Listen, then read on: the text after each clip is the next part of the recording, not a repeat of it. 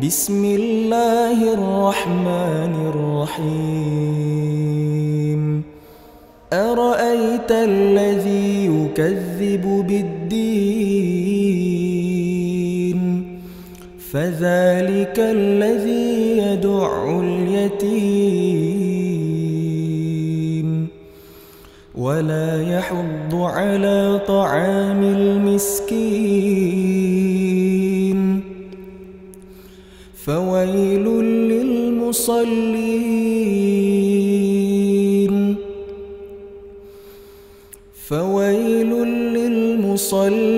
الذين هم عن صلاتهم ساهون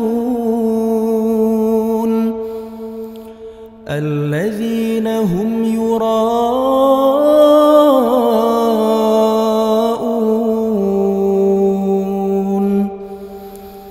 ويمنعون الماعون.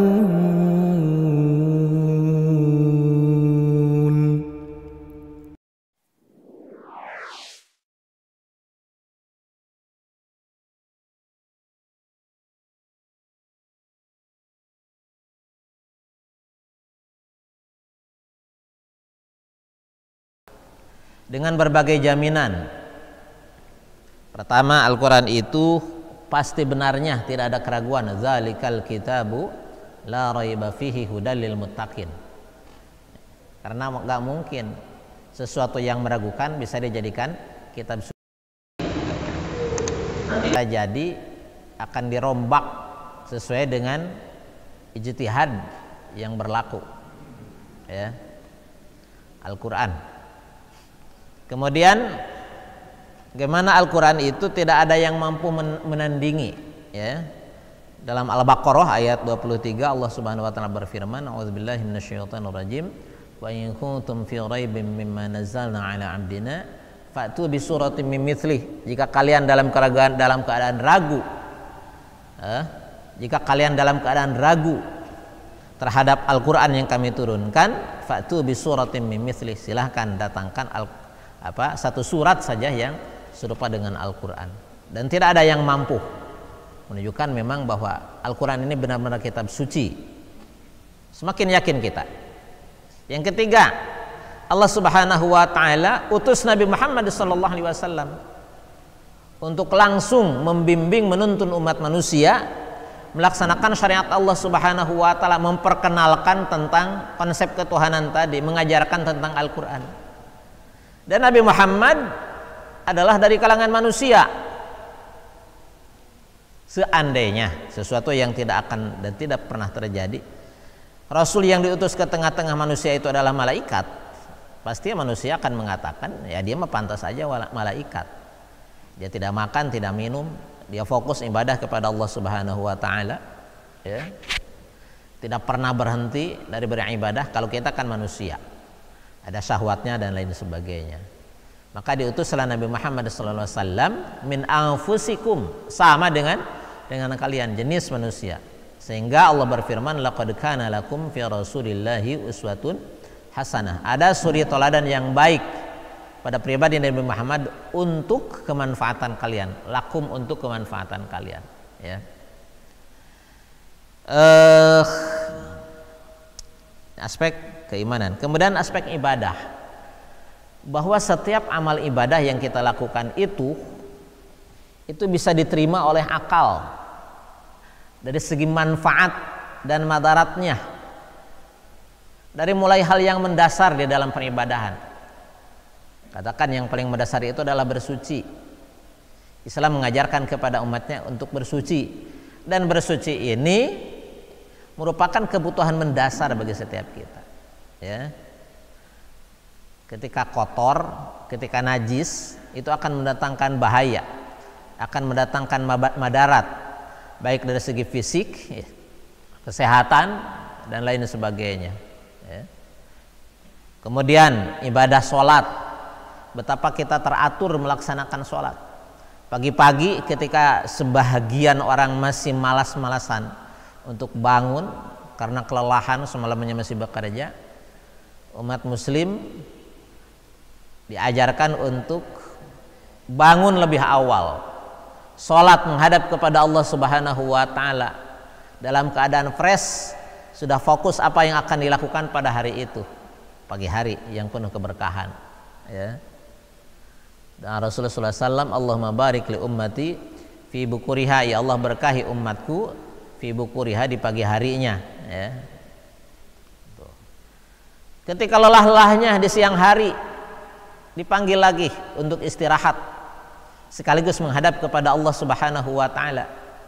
Bukan sekedar merehatkan badan dan pikiran agar kembali fresh, tetapi dicas secara spiritual dengan pelaksanaan sholat, ya. Sore hari sudah saatnya istirahat, sudah diberikan warning sholat asar. Sampai sebelum tidur, ketika seluruh aktivitas kita diistirahatkan, kita berserah diri kepada Allah Subhanahu wa taala yang sendiri. Apalagi dilaksanakan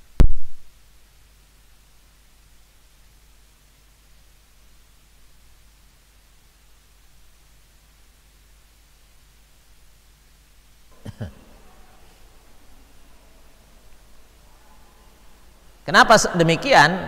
Karena bagi masyarakat jahiliyah, orang itu akan dihargai apabila dianggap oleh mereka ada manfaatnya. Ada manfaatnya. Kenapa sampai kepada kita riwayat bahwa mereka sering mengubur mati, ya, membunuh bayi-bayi perempuan yang masih kecil, karena menurut mereka tidak ada manfaatnya, ya. Mahia bini'mal walad, kata mereka, apa sih untungnya punya anak perempuan? Ketika diminta tolong tidak bisa memberikan pertolongan, ya. Kemampuannya hanya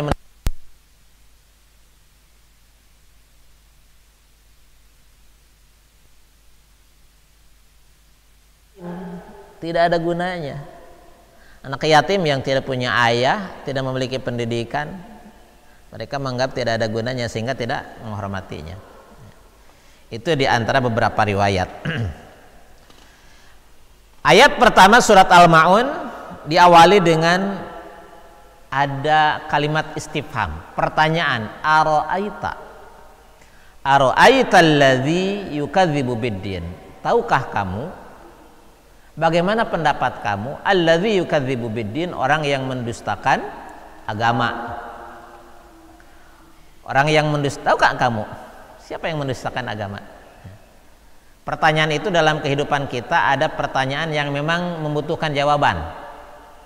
Mas, jalan ke arah Bogor kemana? Itu membutuhkan pertanyaan, istifham, membutuhkan pertanyaan. Ada istifham taubihi, pertanyaan yang intinya, ya, untuk memperjelas kejelekan orang yang ditanya, ya. Kamu kan orang pintar, gitu. Bukankah kamu orang pintar? Maksudnya memperjelas keburukan, ya. Kemudian ada istifham takriri, pertanyaan yang intinya itu adalah penetapan. Ara'aital ladzi yukadzibu biddin, yang ini yang terakhir adalah yang bisa difahami dari ayat pertama. Tahukah kamu orang yang mendustakan agama? Intinya Allah memberikan penjelasan kepada kita, ada loh orang yang mendustakan agama. Gitu. Orang yang mendustakan agama, meskipun dia bisa jadi beragama, ada label agama pada dirinya, tetapi oleh Allah disebut sebagai orang yang mendustakan agama. Kalau mendustakan agama berarti hakikatnya dia tidak yakin terhadap kebenaran agama itu sendiri. Dan kalau tidak yakin, itu agama tidak akan bermanfaat bagi dirinya, baik di dunia apalagi di akhirat. Ara'aital ladzi yukadzibu biddin. Kemudian kata ad-din kita juga mendapati seperti di Al-Fatihah, ad-din itu diartikan sebagai pembalasan. Maliki yaumiddin, yang menguasai di hari pembalasan. Ara'aital ladzi yukadzibu biddin bisa dipahami juga, tahukah kamu orang yang mendustakan hari pembalasan? Dia mendustakan hari akhir, meskipun percaya terhadap adanya Allah, tetapi dia dianggap sebagai orang yang mendustakan terhadap hari pembalasan. Siapa yang dimaksud dengan ara'aita, yang dijadikan khitab, dijadikan objek pertanyaan dari ayat ini? Pertama tentunya juga Nabi Muhammad, di mana Al-Quran diturunkan kepadanya ara'aita. Namun demikian Al-Quran selalu berbicara yang umum, sehingga objek dari pertanyaan ini berlaku umum. Ya, Pak Haji Ahmad, ara'aita, tahukah kamu? Ya, Pak Haji Abu Bakar, ara'aita, tahukah kamu? Gitu. Pak Haji Manaf, tahukah kamu? Ara'aita allazi yukadzibu biddin. Fadzalikal ladzi yad'ul yatim. Nah, di sini Allah menjelaskan orang yang mendustakan agama itu alladzi yad'ul yatim. Orang yang menghardik anak yatim. Siapa yatim? Manusia dianggap yatim apabila dia terlahir dan sebelum dewasa dia sudah tidak punya ayah, ditinggal wafat oleh ayahnya. Ya. Bukan ditinggal pergi oleh ayahnya, tetapi ditinggal wafat oleh ayahnya. Ada yang terlahir dalam keadaan yatim, ya, karena ayahnya meninggal ketika dia masih dalam kandungan ibunya. Ada yang wafat ketika dia masih kecil dan belum berusia baligh, berusia dewasa. Umumnya laki-laki, ya, dewasa itu umumnya 15 tahun. Jadi sebelum 15 tahun ayahnya sudah meninggal. Kalau perempuan umumnya, ya, umumnya itu 9 tahun sudah mulai dewasa. Umumnya wanita. Ditandai dengan keluarnya menstruasi.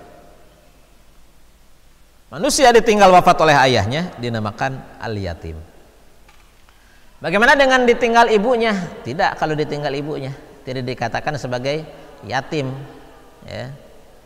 Istilah kita piatu, tetapi di dalam syariat tidak ada istilah piatu, yang ada adalah yatim.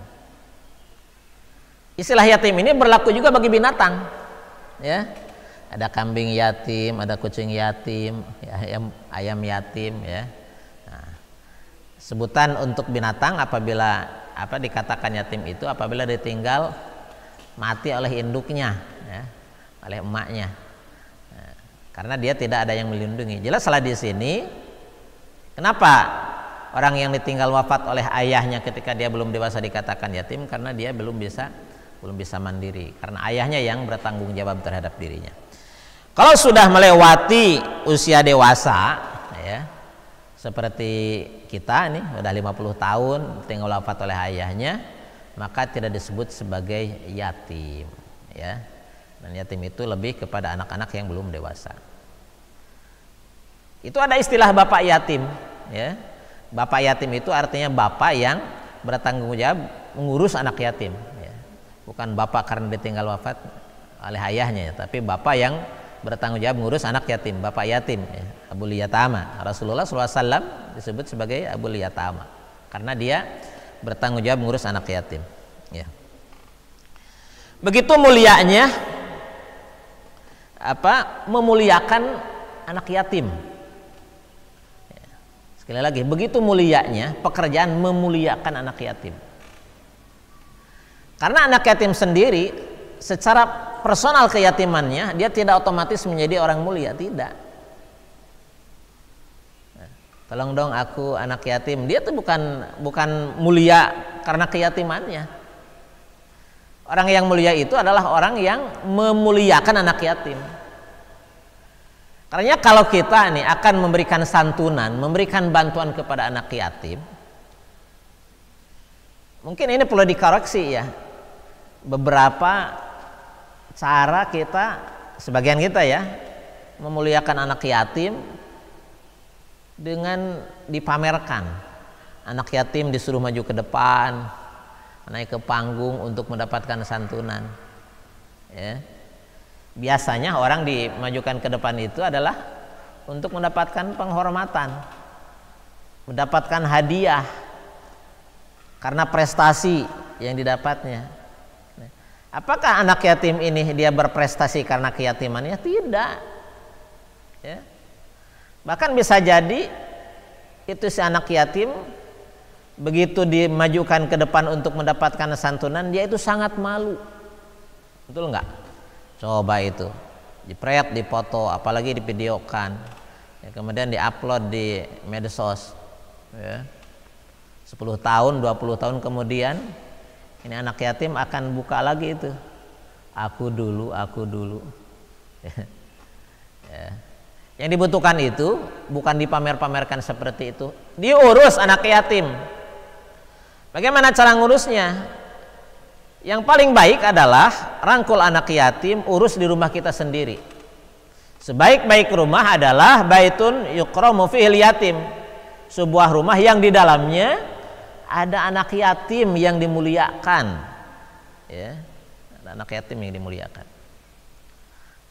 Atau kalau yang sekarang banyak itu membuat rumah-rumah yatim, ya boleh, bagus ya. Tetapi sekali lagi memuliakan anak yatim, ya, bukan dengan cara mengeksploitasi anak yatim untuk kepentingan duniawi, ya. Tapi benar-benar agar difokuskan pembinaannya. Fadzalikal ladzi yad'ul yatim. Yang kedua, wala yahuddu ala ta'amil miskin. Yahuddu ala ta'amil miskin, makna ayat ini tidak menyuruh orang lain. Hud itu tahaddu tahdid adalah menyuruh dengan serius. Jadi serius, bukan hanya basa-basi ngajak orang lain ala ta'amil miskin, memberikan makanan kepada orang miskin, tapi serius, diseriusi. Ya. Ya tidak harus teriak-teriak lah yang namanya serius itu, ya. Dibuatlah sistem di mana dengan sistem tersebut, ya, orang-orang bisa memberikan perhatian kepada orang-orang miskin, ya. Kalau bapak-bapak, ibu-ibu sebagai orang yang diberikan amanah, ya, amanah jabatan, itu bisa tahdid, mengajak, menyuruh orang lain untuk memberikan perhatian kepada orang miskin, ya, dengan sistem yang ada. Oke. Setiap gaji yang diterima sekian persen kita alokasikan untuk pemberdayaan orang-orang miskin. Mau tidak mau, itu tahdid artinya, ya. Kalau kita tidak memiliki amanah seperti itu, maka kita bisa menjembatani sebanyak orang, memberikan kemudahan agar sebanyak mungkin orang bisa it'amul miskin, memberikan makan kepada orang miskin, ya. Pekan kemarin saya berkesempatan ikut sholat subuh berjamaah di Masjid Jogokarian, ya, hari Ahad kemarin. Nah, sebagaimana hari-hari biasa, ya, di Masjid Jogokarian penuh, pasang karpet, rapat, kayak nggak ada corona, ya. Dan sebelum masuk ke masjid itu dikasih kupon yang mirip uang, ya. Terima kasih kalau video ini sampai sama pengurus Masjid Jogokarian, ya. Kasih ini katanya buat nanti setelah sholat. Setelah sholat ada kultum, nggak lama kultumnya, ya. Bukan kuliah 70 menit, ya. Memang benar-benar 7 menit, ya. Jadi jamaah nggak sempat ngantuk. Nah, setelah itu langsung bubar, dan jamaah yang membludak itu semuanya sudah mendapatkan kupon, dipergunakan untuk belanja, ya, belanja di sekitar masjid. Yang jualannya ya jamaah Masjid Jogokarian. Apa yang dibeli? Jajanan untuk sarapan, semuanya ada lengkap, ya. Masing-masing sudah diberikan kupon 10.000. Kalau belanja lebih daripada 10.000 berarti pergunakan uang yang lain, ya, yang ada di kantong pribadi masing-masing, ya. Masya Allah.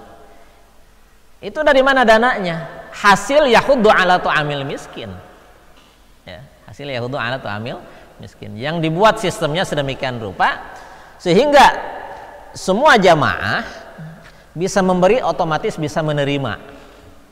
Dan jamaah bukan hanya orang yang tinggal berdomisili di sekitar masjid tersebut, tetapi siapapun yang hadir ke sana bisa ikut berkontribusi. Wala yahuddu ala ta'amil miskin. Nah, di ayat kedua ini, Bapak-bapak Ibu dimulakan Allah Subhanahu wa taala, Allah menyebutkan yahuddu ala ta'amil miskin, ayat ketiga ya. Apalagi dengan it'amul miskin sendiri. It'amul miskin, memberikan langsung makanan orang miskin dari harta yang ada di tangan kita. Ya. Kenapa dikatakan it'am, memberi makan? Karena makan itu adalah satu hal yang sangat mendasar di dalam kebutuhan kita. Untuk menjaga kehidupan seseorang, yang paling mendasar itu adalah makan. Sedekah yang paling utama itu adalah sedekah makanan.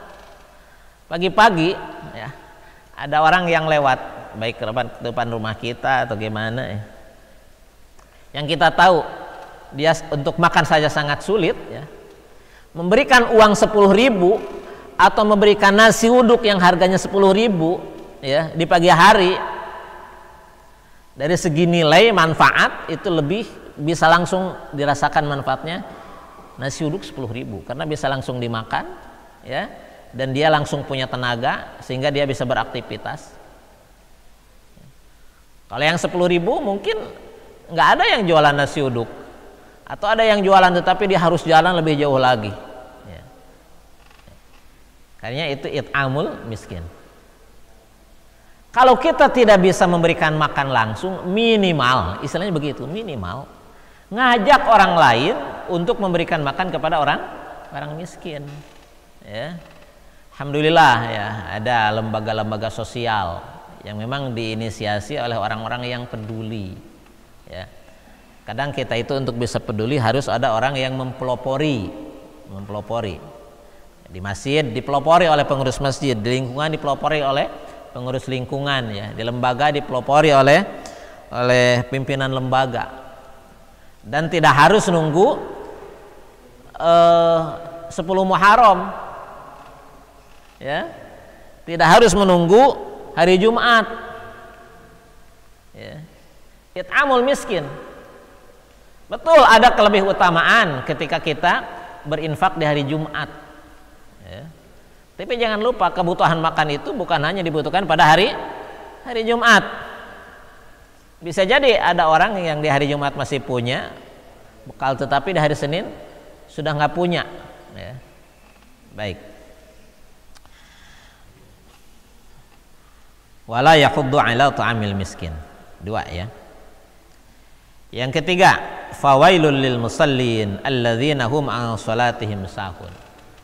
Fawailun, maka wail. Apa wail? Wail banyak kita temukan di dalam Al-Qur'an. Wailul lil mutaffifin ya. Wailul likulli humazatil lumazah. Di sini wailul lil musallin. Apa wail? Wail pertama, makna pertama wail itu adalah kalimatul hilak, ungkapan yang menunjukkan kecelakaan ya. Celakalah mereka ya. Atau dalam ungkapan sehari-hari, apa ini ungkapan celaka, brengsek dan lain sebagainya. Ini kalimat-kalimat yang nggak layak lah. Satu. Yang kedua, wail juga ada dikatakan adalah wadin fi nari jahannam, salah satu jurang di neraka jahanam. Neraka jahanam itu demikian dengan neraka-neraka yang lain, ikut tempatnya sangat curam, sangat menakutkan ya. Kemarin saya melewati daerah Bandung Barat, itu ada bukit yang sangat curam. Bukitnya itu begini ya, bukit batu ya Pak ya. Sepintas melihat, ya Allah, kebayang neraka. Bagaimana kalau bukit yang sangat tinggi tersebut sangat curam, di bawahnya itu api yang menyala ya. Dan neraka itu banyak jurangnya, banyak wadinnya. Kalau surga digambarkan dengan kebun-kebun, air-air yang mengalir ya, dipan-dipan, gedung-gedung, makanan-makanan yang enak. Surga digambarkan sebaliknya, api yang sangat panas, kemudian lembah-lembah yang sangat suram. Bisa dibayangkan suramnya neraka itu ketika suatu hari Rasulullah SAW bersama sahabat sedang duduk-duduk, tiba-tiba dikagetkan dengan bunyi dentuman, dum, gitu ya. Rasulullah SAW bertanya, tahu nggak kalian suara apa itu ya tadi? Kata para sahabat, Allah wa Rasuluhu alam, Allah dan Rasulnya lebih tahu. Kata Rasul, itu bunyi dentuman itu bunyi batu yang dilemparkan 70 tahun yang lalu dan baru sampai ke dasar neraka. Dilemparkan 70 tahun yang lalu dari atas neraka baru sampai ke bawah neraka hari ini dan kedengar dentumannya. Wallahu alam. Kebayang nggak betapa curamnya, betapa dalamnya neraka. Ya. Kalau mau keluar dari neraka, yang harus keluar naik melewati tebing neraka yang sangat tinggi itu. Ya Allah. Ya. Nah, Allah mengancam fawailul lil musallin, maka kecelakaanlah bagi orang-orang yang salat. Loh, orang yang salat ini tentu orang-orang yang beriman. Iya. Tetapi Allah Subhanahu wa taala mengancam ya dengan wail. Jangan berhenti di situ ya. Alladzina hum an salatihim sahun. Mereka yang lalai dari salatnya. Indah ya redaksi Al-Qur'an. Fawailul lil musallin alladzina hum an salatihim sahun. Maka celakalah bagi orang-orang yang salat yang lalai, an itu lalai dari salatnya. Dipahami bahwa orang yang beramal pun itu ada kaplingnya di neraka. Neraka itu bukan hanya bagi orang-orang kafir yang tidak beriman kepada Allah Subhanahu wa taala, tetapi juga ada kapling-kapling di neraka itu disediakan bagi orang-orang yang beriman, disediakan bagi orang-orang yang beramal. Fawailul lil musallin, orang kafir tidak dikatakan musallin, orang yang salat ya. Namun demikian tidak setiap orang yang beramal masuk ke dalam neraka ya. Pun demikian masuknya orang yang beramal ke dalam neraka berbeda dengan orang-orang kafir. Kalau orang-orang kafir mereka masuk ke dalam neraka khalidina fiha, kekal di dalamnya. Tapi bagi orang-orang yang beramal, kapling di neraka itu disediakan sebagai bentuk keadilan Allah Subhanahu wa taala untuk mensucikan dosa-dosa ya, kelalaian-kelalaian di dalam amal ya. Hanya amal yang diterima oleh Allah Subhanahu wa taala adalah amal yang ikhlas. Nah, orang beramal tetapi tidak ikhlas, potensi masuk ke dalam neraka. Termasuk diantaranya lil musallin, orang-orang yang sholat. Siapa orang yang sholat yang ada kapling neraka bagi mereka? Alladzina hum an sholatihim sahun, mereka yang sahun ya, ghafilun anha, lalai anha dari sholat. Bagaimana? La yuqimunaha ala ma yanbaghi, mereka tidak menunaikan sholat selayaknya, sepantasnya, seharusnya dia melaksanakan sholat. Bagaimana? Yuakhirunaha anil waqtil fadil, mereka mengakhirkan sholat dari waktu yang utama. Tar aje. Ketika ada salah seorang sahabat yang bertanya kepada Rasul, ayul amal afdol, amal apa yang paling utama? Rasul menjawab, as-sholatu ala waqtiha, amal yang paling utama itu adalah sholat tepat waktu. Di dalam riwayat lain as-sholat awal waqtiha, sholat awal waktu. Karena sholat di awal waktu menunjukkan ihtimam, keseriusan seseorang di dalam ibadah kepada Allah Subhanahu wa taala. Yang tidak serius ya, dia mengakhirkan, nanti juga kan masih waktu. Nah, sampai dia melaksanakan sholat tetapi di akhir. Ini yang pertama. Kemudian la yuqimuna ruku'aha wala sujudaha wala qiyamaha wala qu'udaha. Mereka tidak menunaikan rukunya, sujudnya, dirinya, duduknya dengan sempurna. Ada orang yang disifati sholatnya itu, kalau menurut kita, istilah kita adalah kayak cepat ayam makan, cuk, cuk, cuk. Ya, apalagi berjamaah. Orang yang mendahului imam dalam berjamaah, kata Rasul, itu ada ancaman mukanya diganti dengan muka keledai, gitu kan? Begitu seriusnya, penting seriusnya di dalam melaksanakan ruku dan sujud. Harus sempurna rukunya, sempurna sujudnya, sempurna berdirinya, ya, sempurna duduknya. Di antara kesempurnaan berdiri itu, ya, jangan banyak gerakan, jangan banyak goyang-goyang. Pandangan tujukan ke tempat sujud, ya. Ruku, ketika ruku, punggung ini seperti Allahil Wahid, satu papan yang lurus, sehingga kalau nyimpan telur itu dia tidak akan jatuh, ya. Kemudian sujud, sempurnakan di dalam sujud, pastikan bahwa pinggul lebih tinggi daripada kepala. Kepala nempel, wajah nempel sepenuhnya ke tempat sujud. Jidat, hidung harus nempel ke tempat sujud, ya. Kemudian dengan kehusuan, ya. La yaqra'una ma yajibu fiha. Termasuk sahun tidak membaca apa yang wajib dibaca di dalam sholat. Ada bacaan yang wajib yang tidak boleh, tidak harus dibaca, yang tidak sah sholat apabila tidak membacanya. Takbir, baca Al-Fatihah. Al-Fatihah harus dibaca, ya. Dan sampai sholat kita tidak baca Fatihah. Kemudian tasyahud, ya, tasyahud akhir. Kemudian bersalawat kepada Rasul di tasyahud akhir. Kemudian membaca salam, itu wajib dibaca, ya. Assalamualaikum terus dibaca. Selain itu sunnah, ya. Kemudian termasuk sahun adalah masuk sholat qalbuhu yatajawwalu yaminan wa simalan. Itu sholat hatinya itu ingat kiri, ingat kanan, ingat kemana-mana, ya. Nah, gitu. Istilahnya tidak khusyuk. Kalau begitu berarti selama sholat kita nggak boleh ingat kemana-mana. Bukan begitu. Kalau kita ingat kemana-mana, segera kembali ingat sholat. Dan itu adalah kadar teringan di dalam kehusuan sholat, ya, kadar teringan di dalam kehusuan sholat. Begitu kita sadar ini pikiran kemana-mana, segera kembali ingat bahwa ini sedang sholat. Itu minimal. Kadar kehusuan kita di dalam sholat itu kita ingat bahwa kita sedang sholat. Indikasi awal, ya, bahwa kita tidak khusyuk di dalam sholat adalah lupa hitungan rokaat. Ini rokaat keberapa ini? Ini rokaat keberapa? Ya, itu standar minimal bahwa kita tidak khusyuk di dalam sholat, ya.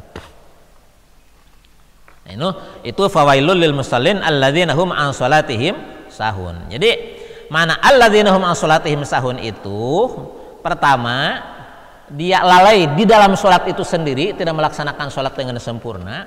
Yang kedua, dia lalai melaksanakan sholat, melaksanakan tetapi jauh dari waktunya. Ansah, ya, dipahami dari kata an itu jauh, ya. Yang ketiga, ya, tetapi ini maknanya sangat umum, sahun an sholatihim, nilai-nilai sholat tidak dibawa di dalam kehidupan sehari-hari. Tapi yang paling kuat adalah mana pertama dan mana kedua tadi. Alladzina hum yura'un. Nah, ini dijelaskan kenapa seseorang sahun lalai di dalam sholat. Alladzina hum yura'un, mereka orang-orang yang ria. Ria ini adalah salah satu sifat tercela di dalam ibadah. Ada ria, ada sum'ah, ada ujub. Semuanya juga tidak baik. Ria ingin dilihat orang, sum'ah ingin kedengaran oleh orang, ingin tersohor, ya. Ujub merasa bangga dengan kebaikan diri sendiri. Semuanya tidak baik. Bahkan ria ini disebutkan sebagai syirik kecil. Yang oleh Fudail bin Iyad disebutkan ria itu ternyata bukan sekedar ketika beramal ingin dilihat, tetapi ria juga adalah ketika dia tidak beramal karena takut dilihat, ya. Kenapa kamu tidak sholat berjamaah? Nanti dianggap orang soleh aku. Nah, itu juga termasuk ria. Ketika kita beramal ingin dilihat oleh orang lain, kata Syekh Fudail bin Iyad, itu bukan lagi ria namanya, tetapi syirik, menyekutukan Allah Subhanahu wa taala. Ala kulli hal harus ikhlas di dalam sholat, karena kalau tidak ikhlas membuat seseorang menjadi lalai.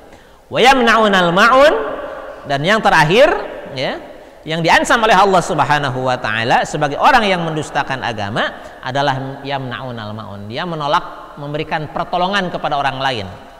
Sebagaimana tadi saya sampaikan di awal, yang dimaksud al-ma'un itu adalah pertolongan dengan hal-hal yang sangat mendasar, yang mungkin dari segi nominal harganya tidak begitu seberapa.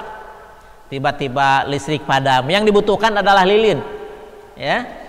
Maka memberikan lilin, bantuan lilin kepada tetangga itu termasuk al-ma'un, ya.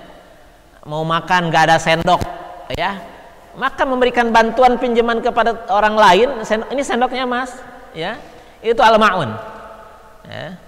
Mau masak, mau bikin sayur, ternyata kualinya bolong, larinya kemana?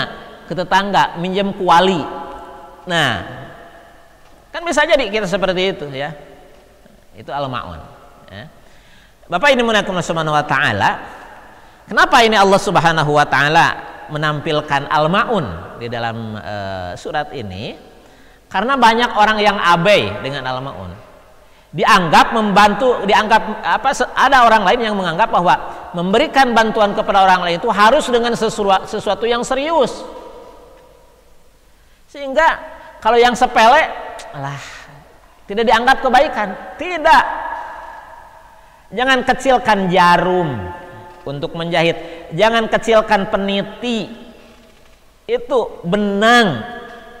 Orang kaya sekalipun suatu saat dia membutuhkan jarum dan benang. Pas dia harus menghadap ke presiden untuk dilantik jadi menteri, ternyata jas yang sudah disiapkan kancingnya copot. Suka merokok, ya, suka merokok. Mereka melakukan pendekatan kepada orang lain itu dengan pendekatan rokok. Merokok mas, 1 batang. Dari awal dengan 1 batang itu ngobrol ke sana kemari, gul bisnisnya, ya. Saya tidak menganjurkan itu, ya. Mungkin bisa dicari dengan cara yang lain, ya. Dengan permen mas. Pernah nggak ketika kita di kereta itu, ya, siapa ini nggak ada yang kenal, tiba-tiba ada yang mendekat, permen mas, terima kasih. Akhirnya ngobrol, akhirnya kan jadi jodoh tuh, bisa jadi kan seperti itu. Ya menaun al-ma'un, ya. La tahkiranna minal ma'rufi syai'a. Jangan pernah menganggap sepele kebaikan sekecil apapun, karena yang besar itu dimulai dari yang kecil, ya. Pun demikian dalam kehidupan sehari-hari. Mungkin juga di masjid itu Bapak hanya sekedar punyanya keran, bawa aja keran, serahkan ke pengurus masjid, ya. Saya cuma punya keran, ya udah, keran harganya berapa itu kan, 5.000, 15.000, 25.000 tergantung kan. Saya punya ini mas, udah berikan. Suatu saat itu di masjid bisa jadi semuanya sudah baik, ya, tamu agung akan datang, ya, ternyata kerannya macet. Keran kita yang berguna, ya. Ingat ya kisah seorang nenek-nenek yang tidak termasuk golongan orang kaya. Ketika melihat pembangunan masjid, dia datang nanya, mas, ini harga ubin berapa? Nanya harga ubin sekian, dia kemudian menghilang, balik, datang ke masjid, bawa ubin, ya, mas tolong, ya, ubin saya pasang di tempat imam, ya, di tempat imam. Karena dia berpikir dengan ubin 1 kemudian dipakai oleh imam, itu kan sholat, kalau berjamaah pasti ada imam. Kalaupun nggak ada makmum, imam tetap ada dan sholatnya di situ. Jadi pasti dipakai sholat. Dan yang jadi imam biasanya, dan memang seharusnya, adalah orang yang paling bagus bacaannya, ya, paling keilmuan agamanya lebih dibandingkan teman-teman yang lain, gitu kan. Jadi insya Allah sholatnya lebih berkualitas. Cerdas ini si nenek, ya. Dia tidak punya uang yang banyak, hanya punya untuk 1 ubin, dibelikan ubin, dijadikan infak untuk tempat yang paling utama, ya. Inilah al-ma'un, ya. Inti dari surat al-ma'un ini, Allah Subhanahu wa ta'ala mengajarkan kepada kita tentang agama ini, agama yang banyak diusahakan oleh orang, itu mencakup berbagai aspek kehidupan, ya. Nah, aspek spiritual, sholat harus serius, sholatnya harus khusyuk. Aspek sosial, perhatikan orang-orang yang lemah, baik karena kemiskinan atau karena keyatiman, ya. Dan juga perhatikan orang-orang di sekitar kita. Siapkan di dalam kehidupan kita hal yang kita pergunakan untuk menolong orang lain, meskipun dari segi nilai tidak seberapa, ya. Nah, insya Allah dengan berkomitmen kita dengan hal-hal ini, agama akan bermanfaat bagi kita di hari akhir nanti. Ya. Demikian, mudah-mudahan bermanfaat. Sebelum ditutup, barangkali ada pertanyaan, kami persilakan. Her, monggo.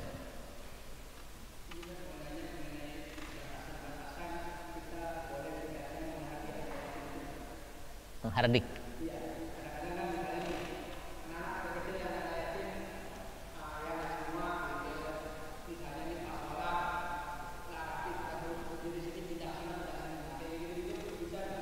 Baik. Menghardik anak yatim, ya, bukan berarti tidak boleh ngapa-ngapain ke anak yatim. Ih, jangan ditegur, itu anak yatim, bukan demikian. Perlakukan anak yatim sebagaimana kepada anak kita sendiri. Standarnya seperti itu saja. Bagaimana kita menasehati anak sendiri, begitulah kita menasehati anak yatim. Ini kalau mau menasehati anak yatim atau apa istilahnya, ada nafsu untuk membentak anak yatim, hadirkan bahwa itu adalah anak kita sendiri. Tega nggak kita membentak anak sendiri? Tega nggak kita menjewer anak sendiri? Ya, seandainya anak ini nakal, bagaimana caranya agar anak ini bisa baik?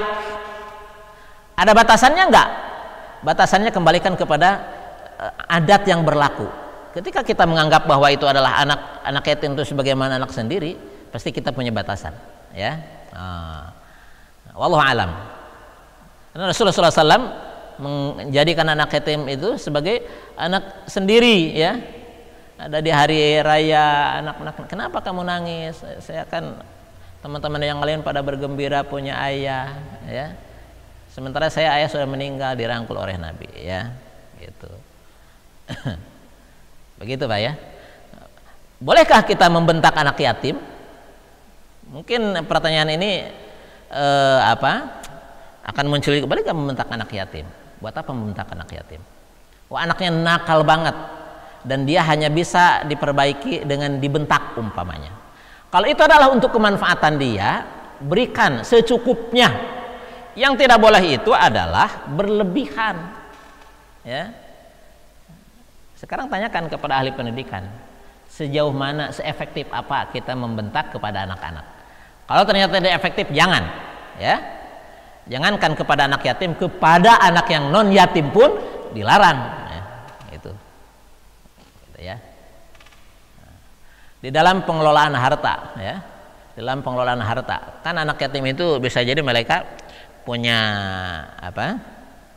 punya harta peninggalan dari orang tuanya. Salah satu bentuk menghardik anak yatim adalah kita menggunakan harta anak yatim bukan untuk kepentingan dia, kepentingan bisnis kita umpamanya. Kalaupun kita bisnis menggunakan harta anak yatim, itu harus dipisahkan, ini adalah harta anak yatim.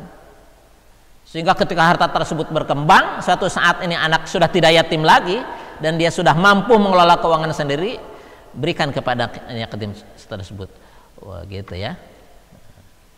Wala taqulu amwalal yatama zulman, yang tidak boleh itu mengganggu harta anak yatim zulman, karena kezaliman. Termasuk berbicara kepada anak yatim, bersikap kepada anak yatim itu yang sifatnya zulman, ya.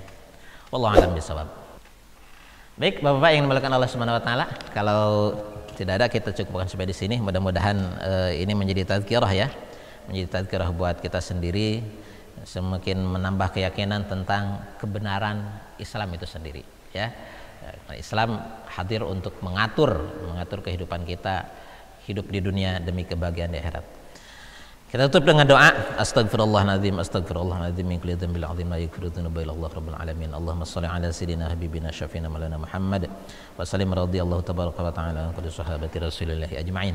Alhamdulillahi rabbil alamin hamdan yuwafi ni'amahu yukafi mazidah. Ya rabbana lakal hamdu kama yanbaghi li jalali wajhikal karim azim sultanik. Rabbana zalamna anfusana wa illam taghfir lana wa tarhamna lanakunanna minal khasirin. Allahumma ighfir lana wa liwalidayna warhamhuma kama rabbayana shighara. Rabbana ighfir lana wa li ikhwanina alladhina sabaquna bil iman wa la taj'al fi qulubina ghillan lil ladzina amanu rabbana innaka ra'ufur rahim. Rabbana la tuzigh qulubana ba'da idh hadaytana wa hab lana min ladunka rahmatan innaka antal wahhab. Rabbana hab lana min azwajina wa dhurriyyatina qurrata a'yun waj'alna lil muttaqina imama. Rabbana atina fid dunya hasanah wa fil akhirati hasanah wa qina adzaban nar. Subhana rabbika rabbil izzati amma yasifun wa salamun alal mursalin walhamdulillahi rabbil alamin. Wassalamualaikum warahmatullahi wabarakatuh.